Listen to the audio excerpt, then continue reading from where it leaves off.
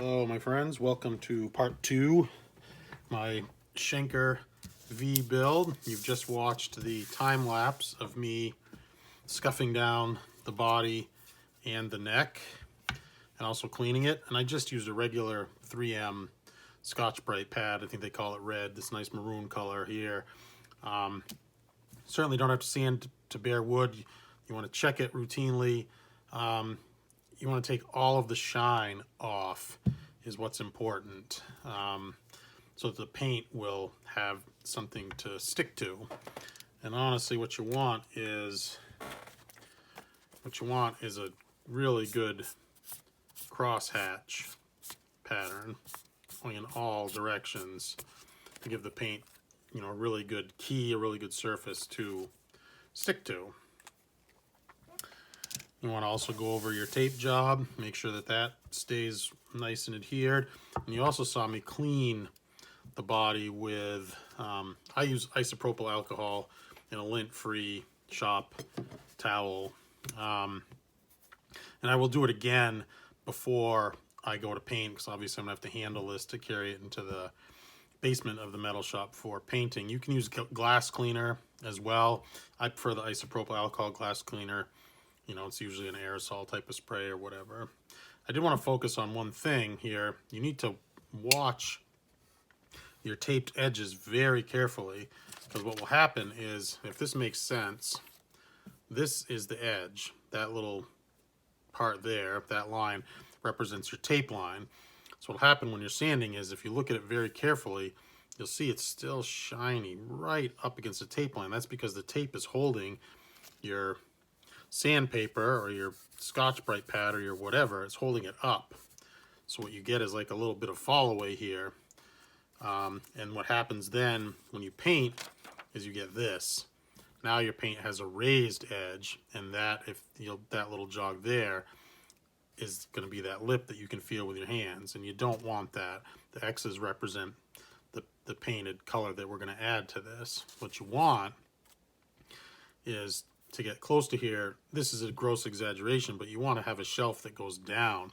You want to sand next to this edge really good so that your paint has a place to sit, so that in theory what you're going to end up with is a more level surface where you're painting and building up so that they will meet each other. And what I'm going to do after we paint this black is, obviously we'll peel the tape, and I'm going to paint clear coat, and I'm just going to hit this side, no tape, so it will flow, but I'm going to hit just what's going to become the white side to try and build up. And I may do that twice, because I'm not going to do more than 2 coats of the black paint. I use nitrocellulose lacquer, which is very thin. So what I want is just get good coverage. So one, very light coat, maybe a little sparse, a little tiger stripey is okay. And then one medium wet coat just to cover. And like I said, then we'll clear the second half here and clear the entire thing. Not so much important on the body, but much more important here on the neck. So if you watched my previous video, you saw that I have the freehand holder from StewMac to jig this for painting. We're going to go down to the basement. We're going to clean this one more time after we get it all bolted in place for rotating, and we're going to paint. So let's go to the basement. Cool. All right, so have everything set up here. Have the body on the freehand holder. I've got a separate pipe right over here, just out of frame, so that I can hang the neck on it, because I really want to paint them at the same time. So that's what we're going to do. All right, anyway, so got to mask up. Got my fan going there in the background. Got this old guitar re-wrench. I think they're out of business. Nitrocellulose lacquer black. It's really good stuff. Flows out really well and thin. So we're going to mask up, go to the time lapse, and get to some painting. All right, cool.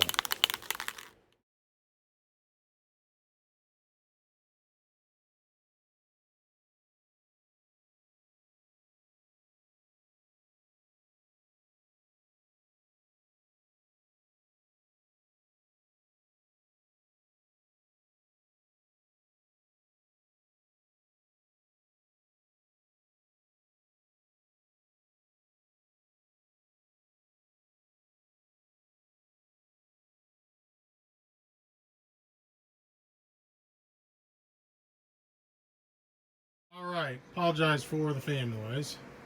We are painted. It's going to be tough for you to tell from the time lapse, but I had some real problems with the Re-Ranch nitrocellulose. I had problems with tips, and no matter which tip I used, this stuff just was coming out like a fire hose. I mean, it was just, there was no light dust coat. There was just dump the paint on, and I got good coverage, and I think I've got reasonably good results.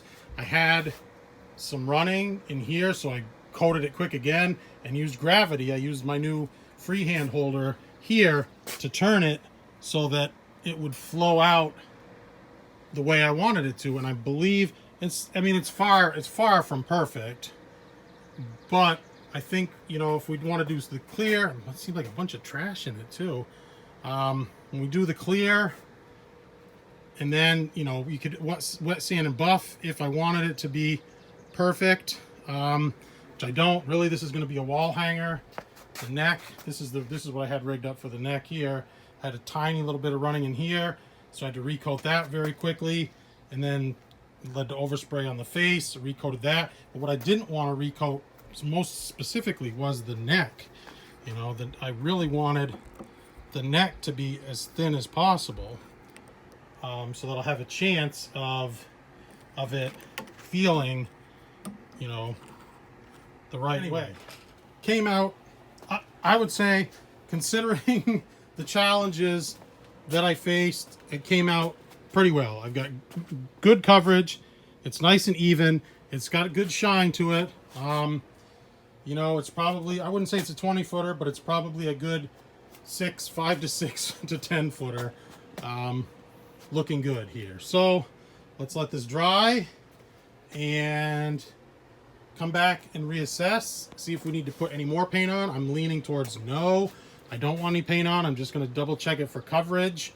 And then we're going to strip the tape off, and then we'll go to the clear. And the clear I've been using, the StewMac, is much better, much easier. And this could be my fault. This could be because this Re-Ranch it's old. I mean, I think I got this in, oh my gosh, 01 or 02, believe it or not. And I didn't use very much of it. I did a striper paint job, a black and yellow stripe job on a Charvel Model 5. Came out really well, and I don't remember having this kind of problems with the paint then, but it could just, you know, it could just be because it's old. And that's on me for, you know, not planning. And I did test it. I tested the tip that was on it, and it worked good.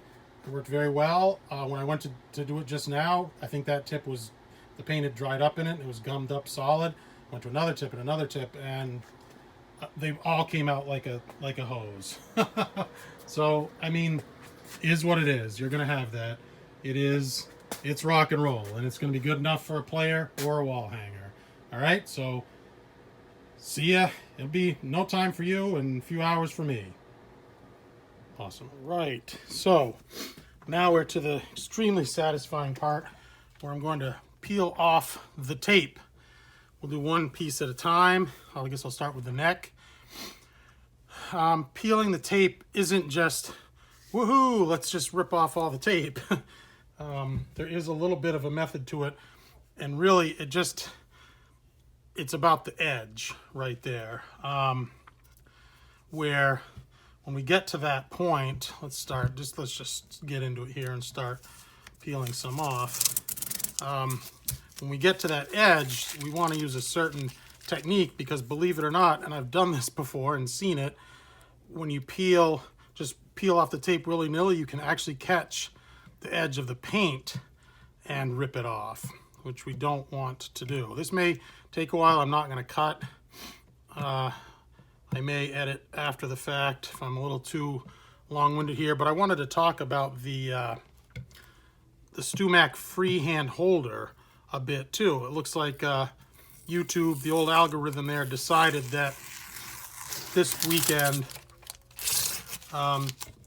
they would really push that video, and I got, I don't know, last time I checked there was about 600 views, that's pretty good, you know, for a video that I just went out of something so, you know, kind of random, where you're you know, working on a, you know, guitar build related videos. Anyway, so yes, I was a bit disappointed, only, and it's just some bias, when there was a big Made in Taiwan sticker on it. Yes, I was a little bit disappointed, and I get accused of, you know, racism and bias in the comments.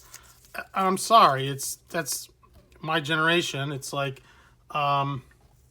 stuff that's made in Taiwan is, or was, considered to be not as good quality as good old made in the USA stuff. And that's clearly, you know, doesn't hold true today. There are guitars made in Taiwan, made in other parts of the world that are excellent, very good guitars. And luckily, this is also an old finish. This guitar is from 1985. If this was a newer finish that you were taping up in this manner, you want to make sure to use a low tack tape, or take the tape that you have and stick it to something with some lint on it, like the t-shirt you're wearing, your pants, anything like that, just to take some tack away from it, because you can also, this tape is very strong, you can peel the finish right off of your project, even the new, the old finish like that you're taping over, as evidenced by my previous Pete Townsend Eminence front Telecaster, where I peeled a big piece of the clear coat right off of the face of it. So yes, I was disappointed with the Made in Taiwan sticker. Not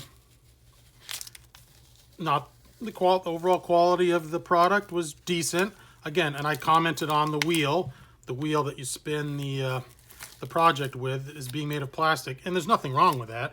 The only thing was, it's just about expectation. I'm used to, and I'm not a machinist, but I've used Bridgeport mills and drill presses and things of that nature, and I just thought that it would be metal or some type of cast.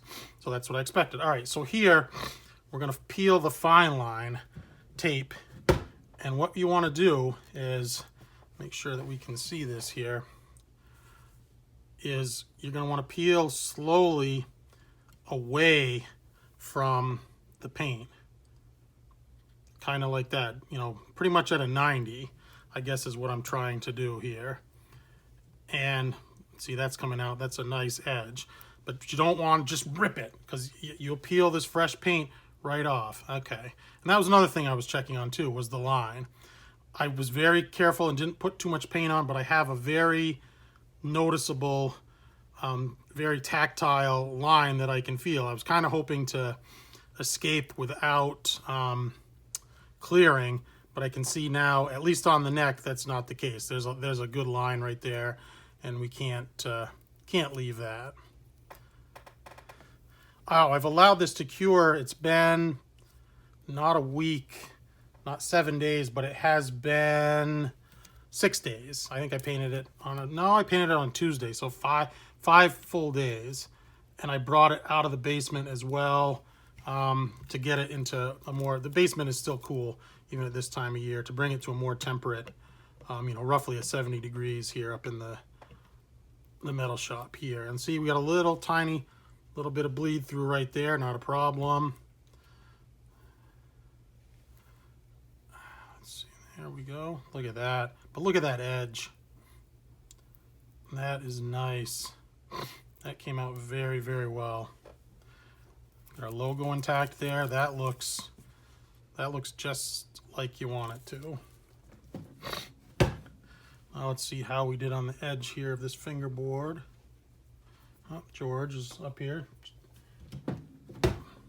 surveying. What do I call him? Is he like quality control for the shop? Off camera, but he's here. And he's gone. So the edge is here, so when I peel it back this way, the frets should, not bad. Okay, you can see it. You can see there's plenty of spots here where it bled over, and it looks like the tape has left a residue on the frets itself. Okay, so that's interesting. The larger frets, no bleed through. The smaller frets, we definitely got some bleed through, but that'll scrape right off. That's really not an issue. And clean the frets. And again, we're gonna have to, yeah, I got some pretty nasty bleed through right there, but again, that'll clean right off. That's not a problem. So yeah, so I was disappointed that it was made in Taiwan, but not disappointed with the quality, and maybe that's my own bias that I need to get over. Disappointed that the wheel was made out of plastic, but overall, it worked. I think that's a hair. I'm not sure if you can see that right there. I think that's one of my hairs. I don't have, I get my hair very, very short, and I'm pretty sure that's what that is, which is a real bummer. And it's funny, I'm kind of so meticulous. I really wanted there to be a nice edge. I even thought about painting this again, but it's ridiculous. It's like, no, because this paint, if I was to paint this here, then the neck would sit off kilter. You don't want that. You put a shim in here. A piece of paper is an adequate shim, or a piece of cardstock like this. You know, note cardstock is an adequate shim, so a layer of paint there would be more than enough to mess up your setup. So overall, pretty good there. Pretty happy with that. And it's still, this can take up to, hang on one second.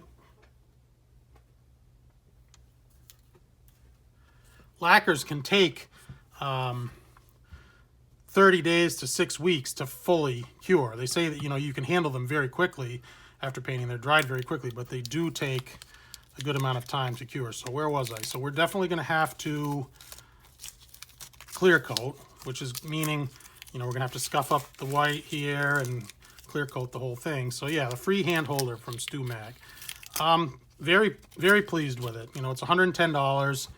I bought it from Amazon. And like I said, they just do one price. They, you know, they include the shipping in the price. So it was $125 from Amazon, another $25 for the extra neck or body holder, whatever you want to call it. So I'm happy. I'm happy with the purchase. I'm happy with the results, and I will use the thing. And I like, you know, people were like, "Oh, this is cheap." The comments were almost all negative. It's like, and I felt like, was my video negative? And they're just like, you know, jumping onto all of that. I sincerely hope not.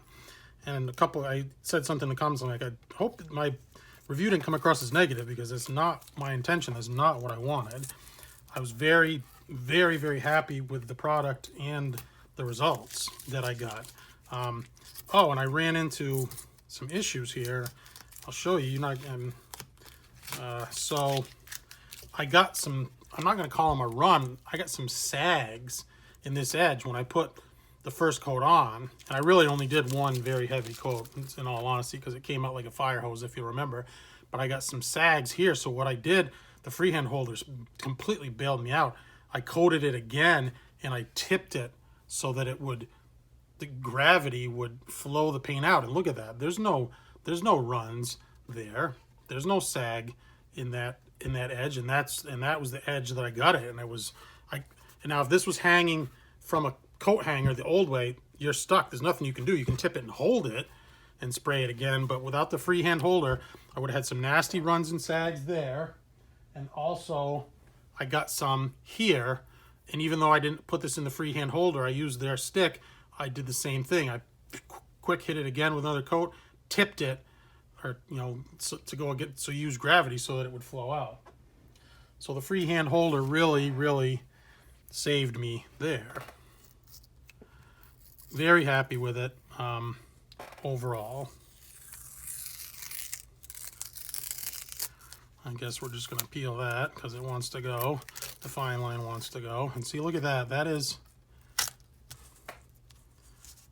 did it? I think it, see, that chipped some white paint from the pickup cavity where it probably wasn't super well adhered, but that shows you again, that says the strength of the tape there. It will pull your paint off, even if it's, you know, whatever, 40-year-old paint. Is it 40? Yeah, 40-something-year-old paint. Almost 40-year-old paint. So I would recommend it. That's a nice system. There are more expensive systems out there than the freehand holder from StewMac. There's a really good one. I can't think of what it's called. It's got some really creative name. You can get it on Reverb, but it's like $300. And it's like, yeah, if you're professionally painting guitars, then maybe you want to spend the $300 on that really fancy one, and there's a special, hey, they have one for neck throughs, and they have one for bolt-ons such as this. But for what I do, and I think I could even adapt the thing somehow, some way to, again, you'd have to change the gravity, the you know, your fulcrum points there if you were going to try and put a neck through project on there. And people were all worried about, oh, I don't like how you have to screw in. I used drywall screws and they fit perfectly. And honestly, 4 drywall screws, they barely grabbed, but it acted like a fulcrum and it was just fine. And everyone was, you know, all upset about that. Oh, I don't like that. And it's like, dude, guess what? Every bolt-on manufacturer uses those sticks. You know, some of them are wood, some of them are metal to hold their projects for painting, you know.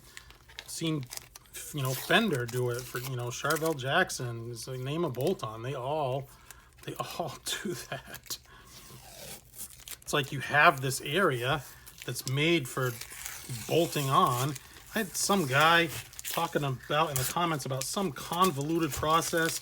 Oh, I got the best system for, he's talking about coat hangers and dowels and this and that. And he's also talking about how he's drilling holes in his pickup cavities to hold it and how he can only paint one side at a time. And he's talking about how this is the best system ever. See, look at that. Yeah, okay, I'm just checking. Peel and paint inside the cavity. I'm like scared for a minute there, but yeah, that peeled a chunk. The fine line tape peeled a little chunk here from inside the cavity. The power of tape. Do not underestimate the power of the tape. Of course, but it is, like I said, it is peeling from the areas that even when this guitar was built that did not get a lot of prep, where they didn't care if the paint stuck or not. Yeah, so, oh, I got this system, and he's talking about drilling holes in the pickups and how he could fill them after, and he can only paint one side at a time, and how much better it is. And I'm like, do you hear what you're talking about is super complicated. He's like, oh, I made it from stuff I just had laying around. I'm like, that's okay, that's great for you, I'm happy for you, but it's not as good as this system. It's just not. You know, it's like you're drilling new holes in your guitar. You can only paint one side at a time. This thing is using existing holes, and you flip it. That's the whole point, is that you can flip it. Paint both sides, paint the edges all at the exact same time. And I just got done telling you how it saved me being able to spin the project. Let's leave that. How I was able to spin the project and save some sags that I had in the paint. And Mr. I Built a Better Mousetrap guy, you know, I think YouTube comments, you know, anything, Instagram, X, whatever you want to call it, Twitter, people are just so contrary. You know, they really are. It's like you could say, and I've said this before, you could say the sky is blue, and they'll say, well, it's really not blue. It's really this color, but it's the way the light refracts. And it's like, give me a break. What a beautiful blue sky today. Oh, it's really not blue. It's really, okay. Good for you. Thank you, Mr. Wizard. Yeah, so go and peep the comments to the freehand holder video that I did, and Mr. I Built a Better Mousetrap guy. And there were some good, lots of, you know, very thoughtful, in-depth comments, which I don't usually get, which was nice, about this. And, you know, I had to tell people this, and they said, no, this is a good product. I recommend it. I recommend the freehand holder. This made this project, it did exactly what I wanted it to do, was to be able to paint this thing up, you know, at one time without, you know, the coat hanger deal where you're on your knees trying to get edges and you can't see. And honestly, if I'd had to use the coat hanger with the way the paint came out of that old re-ranch can, I would have been screwed.